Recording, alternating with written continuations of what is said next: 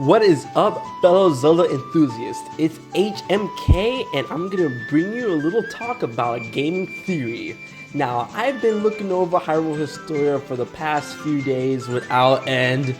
And today I'm gonna talk about a theory that was in my head not too long ago. You know, I've been thinking about this ever since Ocarina of Time came out, and I'm gonna talk about this little awesome theory called the Tetraforce.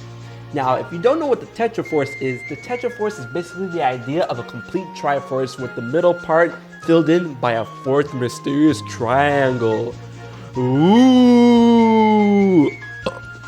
Anyways, if you look at the Hylian shield from Ocarina of Time, you see, obviously, there goes the Triforce at the top, the red bird, which is the red Loftwing from Skyward Sword, but if you look under it, you see a fourth triangle, upside down, which will fit perfectly in place within the middle of the Triforce. Now this is where the Tetraforce idea came into play, guys.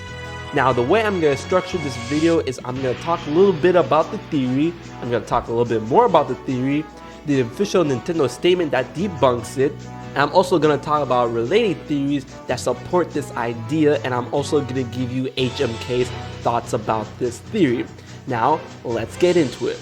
Now, if you take another look at the Hylian shield, you see that the Triforce at the top, the missing Triforce piece at the bottom, and the red bird in between the two. Now, a lot of people believe that the red bird, the Loftwing, intentionally separated this fourth mysterious piece of the Triforce and is guarding it. Now, of course, the Triforce being at the top, which represents holy or above ground or godly or good, even though the Triforce does not differentiate from good and evil. A lot of people, it's synonymous with the power of good, the power of the gods. And the Triforce piece that is missing being at the bottom usually refers to ghastly or demonic or evil or something below ground, something from hell or hellish. Now, let me explain a little bit about this theory. The theory goes in like this. There was a complete Triforce, and of course there are three parts to it and a fourth part, which when completed it grants you your ultimate power way beyond that of the regular one wish you would get if you got all three pieces of the Triforce. This will give you absolute power to bend space, time, warp reality, and yada yada yada yada yada. Now I find this weird, people keep referring to this as the Tetraforce, because in the first Legend of Zelda game there were only two pieces of the Triforce, but it was still called the Triforce. The Triforce of Power and the Triforce of Wisdom. So that automatically tells us that the Triforce does not refer to the amount of pieces within the total Triforce, but the triangular shape of each individual Triforce. So as long as it's a triangle, no matter how many pieces it contains, it's still going to be the Triforce, so it does not refer to the number of pieces. So even if the Triforce was made of 4 pieces, calling it the Triforce is kinda... So anyways, moving on. Now I'm gonna bring about some really cool supporting theories of the Tetraforce. Now, there has been a big significance of the number 4, which is our first supporting theory about the Tetraforce. Now, in many games, including the Minish Cap, 4 Swords, Majora's Mask, 4 Swords Adventures, and Twilight Princess, it seems that the number 4 oversees the number 3. And it's kind of weird when you think about it. In the Minish Cap, of course, there's 4 elements: red, green, blue, and purple. And in the 4 Swords, when Link draws the 4th sword, obviously he splits into 4 links: green, red, blue, and purple. And when you think about it, each Triforce piece, which is represented by each attribute and each god, they each have a color representation. Din, red; Faor, green; and Neru, blue. Now what about this weird purple color, this 4th purple link? Now a very big theory is that Vati is the representation or the embodiment of the 4th Triforce piece. And also it should be noted that Majora from Majora's Mask has a strikingly purple color scheme, but this is all subjective and hearsay and speculation, because that color doesn't really tell us much. Moving on. Now, in Majora's Mask, there's 4 different lands and 4 giants. Now, when you think about this, these lands, which is swamp, mountain, ocean, and canyon. When you think about it, Green goes for swamp, which is kind of like a foresty kind of, heavy vegetation place. That's obviously for green. Mountain, which in that case is like, frozen over, but, in past Zelda games, mountains usually are accumulated by volcanoes and lava and other stuff. So we're gonna go ahead and put that for red. Now ocean, obviously water, blue, yada yada yada. Now canyon, of course, is not gonna go to anywhere to purple, but this being the fourth missing part of the four pieces when you're talking about something like a Tetraforce, the canyon is kind of like an evil type of place. I'm not saying canyons are usually evil, but I mean when the earth is split and it leads down into the earth, there's only one thing you think about when you go down in earth, and that's hell, guys. Yep, hell. Now another theory is about the four light spirits in Twilight Princess: Eldin, Faron, Lanayru, and Ordana. Now Ordana is not particularly one of the three main light spirits, because the three light spirits, Eldin, Faron, and Lanayru, are the ones who banished the ancestors of the Twili race in the beginning, or should I say before the beginning of Twilight Princess, when the whole Shadow War happened about about the Sacred Realm. Now a bunch of theories say that Ordana was not present at the time of the incident. Ordana is another form of of Faron, Ordana, it's all related to Faron. And in the beginning cutscene, they say, you've never been to Hyrule, have you? So obviously we all know that Ordin is not located in Hyrule, so Ordana was only meant to protect Ordin. Now you might think, hey, what does all have to do with a Tetraforce? I'm just saying, a lot of people say that, Zelda seems to be putting a big emphasis on the number 4, so of course there has to be, 4 Triforce pieces. Okay, moving on. Another theory that supports this Tetraforce theory is the fourth goddess theory. Now, a lot of games hint about a fourth goddess, and Skyward Sword does, pretty much bust that shit right open with an actual fourth goddess being the goddess Hylia. But let's talk about this first. In Majora's Mask, there is a goddess of time constantly referenced throughout the game. Now, a lot of people think this goddess is the goddess of the fourth missing Triforce piece. Now, a lot of people think this fourth missing Triforce piece represents the element of time, but it's kind of been debunked because a lot of people believe that Nehru is the goddess of time because of her, attributes in Oracle of Ages. She is the Oracle of Ages, so she might as well be the goddess of time, power over time, all that good jazz, yada yada yada. But in Fire Emblem Hourglass, Sela, the fairy, says that Faron is the spirit of courage and of time. So they can be either or, but in my personal opinion, I think Nehru is the goddess of time.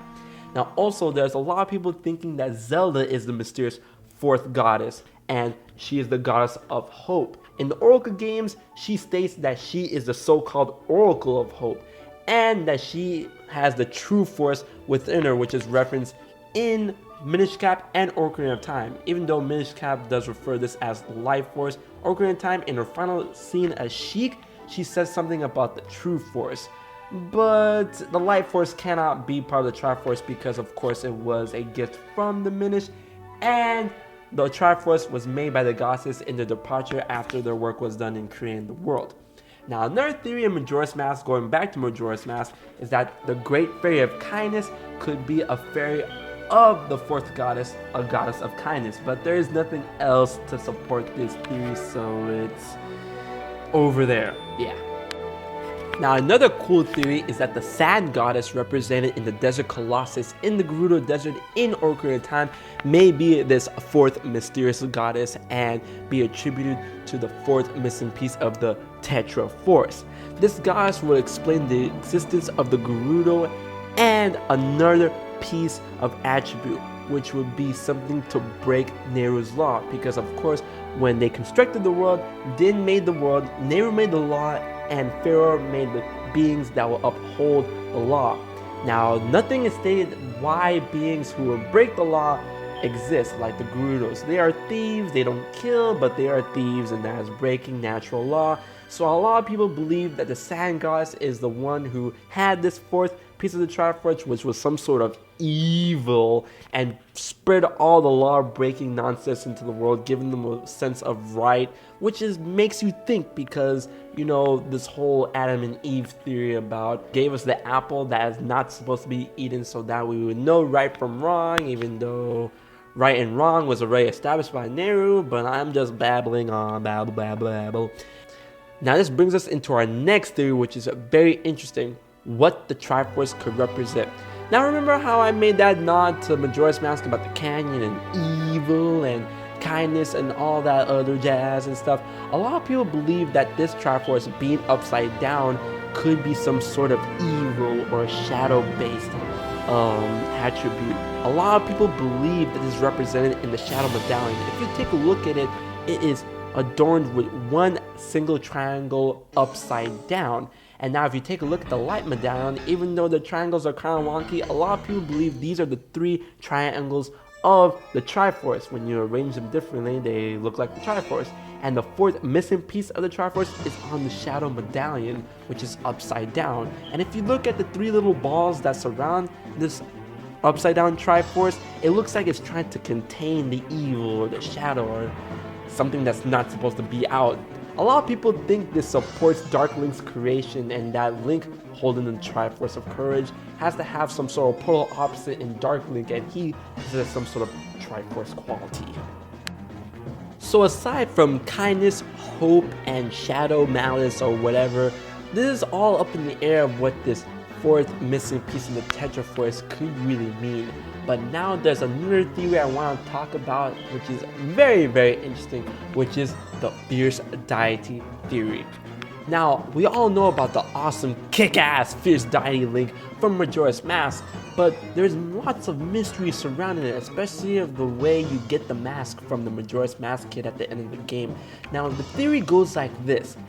One day, a Link from the past, probably before Skyward Sword or sometime after Skyward Sword, was able to get the entire Triforce, the Tetraforce, the 4 pieces of the Tetraforce, and became immortal. But this Link could not control the power and went on a destructive rampage. Now, this prompted the Golden Goddesses to create the Song of Healing, the same song that we use in Majora's Mask to create masks of people's souls, which when they're hurting, we are able to get, I believe, 1, 2, 3, 4, 5 masks out of the Song of Healing, and that's what prompted them to create it, so that they take this Link and they seal him into the Fierce Deity's mask because he became too powerful to control or too powerful to even live. He was on a rampage. This is further strengthened by the chest plate, which shows a complete triangle on his left breastplate. Now this is very, very, very interesting, but of course, leading into the next theory, this might be a little debunked. And also, it should be added that Majora's Mask says we should play good guy and bad guy, and then of course this is referencing the whole Fierce Deity could have been the bad guy, and of course it does say in the game you use its dark powers. Now that I've given you guys a general idea about what the Tetraforce theory is, and if you want to learn more about it, here's a link about the whole Tetraforce lineup. Now let me tell you a little bit about the official Nintendo statement. Actually, let me tell you a lot about that.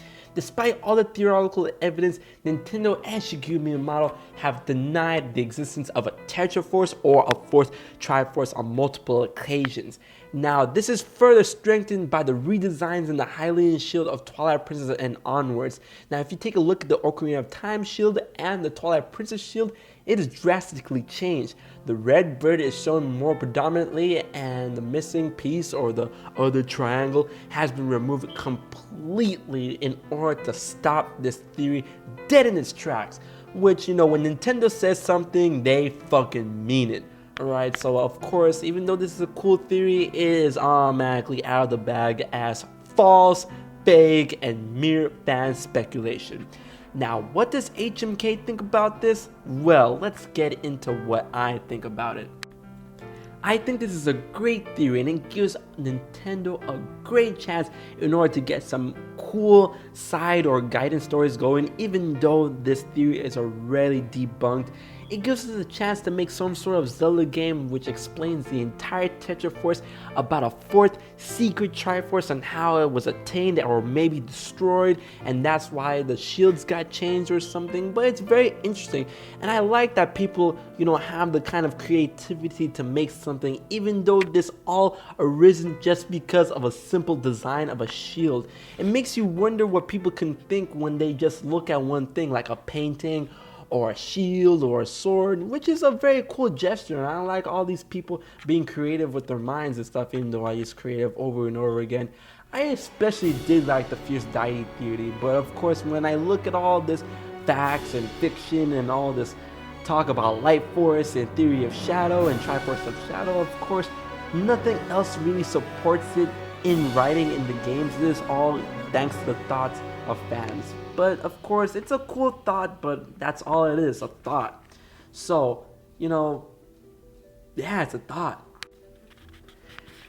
Now of course this has only been a theory, but this is a video made because I want to be able to connect with all you Zelda fans and stuff, because I've been a hardcore Zelda fan forever and I've done not enough videos about Zelda, which is very sad.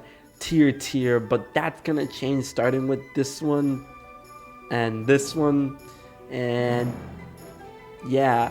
And all you Zelda enthusiasts, if you guys didn't know about this theory, search it up. It's a pretty cool theory, and I'd love to hear more about your guys' theories and what your take is on the mysterious Tetraforce. So if you like this video or any other video that HMK puts out, don't forget to support by subscribing to HMK9Cap'n, HMK's channel. And for more things about Zelda or video games in general, or anything about regular otaku news, rants, anime, yada yada yada, conventions,